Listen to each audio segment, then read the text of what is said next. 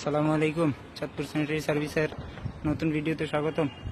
দেখেন, ছাদে কাজ করার সময় ট্যাঙ্কির উপরে একটা বল বাল্ব থাকে, যেমন এটাতে উঠার জন্য সিঁড়ি থাকে না, তো সবসময় চেষ্টা করবেন নিচে এমন ছাদের লেভেলে আরেকটা চাবি দেওয়া, যাতে যে কোনো সমস্যায় এখানে সমাধান করা যায়, যাতে যে কোনো মুহূর্তে কাজ করা যায় বা যে কোনোভাবে কাজ করার সময়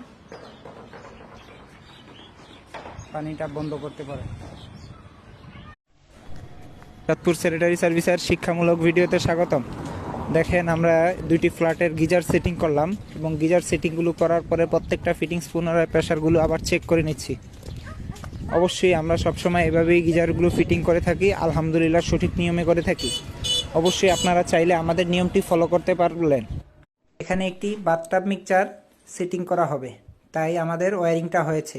অবশ্যই ওয়্যারিংটা কেমন হয়েছে কমেন্ট করে জানাবেন।